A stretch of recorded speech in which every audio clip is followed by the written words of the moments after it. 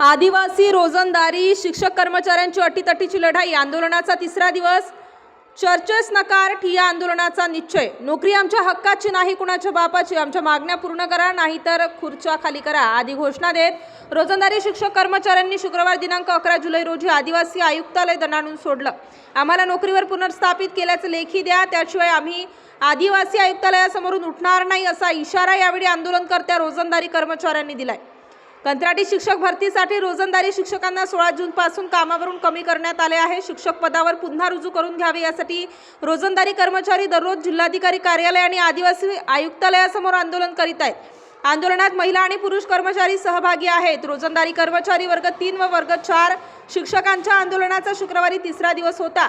बुधवार दिनांक 9 जुलै पासून रोजंदारी कर्मचारी हुतात्मा अनंत कान्हेरे मैदानावर ठिय्या आंदोलनास बसले आहेत।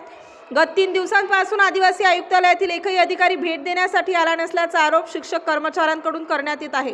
गत 2 दिवसांपासून ठिय्या आंदोलनासोबतच कर्मचारी जिल्हाधिकारी कार्यालय आणि आदिवासी आयुक्तालयासमोर 1 तासांचे धरणे आंदोलन करीत आहेत। आदिवासी आयुक्तालय प्रशासनासोबत अनेक वेळा बैठका घेऊनही प्रश्न सुटत नसल्याने प्रशासनासोबत चर्चा करण्यास कर्मचाऱ्यांनी नकार दिलाय। केवळ आंदोलनाचा मार्ग आता शिल्लक असल्याचे आंदोलनकर्त्यांकडून सांगण्यात आले। माजी शिक्षक आमदार सुधीर तांबे आणि उबाटा सेनेचे नेते जयंत दिंडे यांनी आंदोलनस्थळी भेट दिली।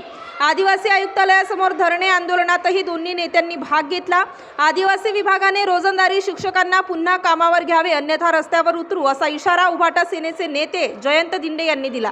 आंदोलनाच्या वेळी आदिवासी आयुक्तालयासमोर वाहतूक कोंडी रोजंदारी कर्मचाऱ्यांनी दुपारी 2:30 ते 4:30च्या दरम्यान आदिवासी आयुक्तालयासमोर आंदोलन केले। यावेळी सुमारे 60 ते 70 कर्मचाऱ्यांनी ठिय्या आंदोलनास सुरुवात केल्यानंतर आदिवासी आयुक्तालयासमोर मोठ्या प्रमाणावर वाहतूक कोंडी होऊ लागली। 3 वाजेला पावसाने जोर धरल्याने गोंधळाची स्थिती निर्माण झाली। स्टार न्यूजसाठी मोहसिन पठाण, नाशिक।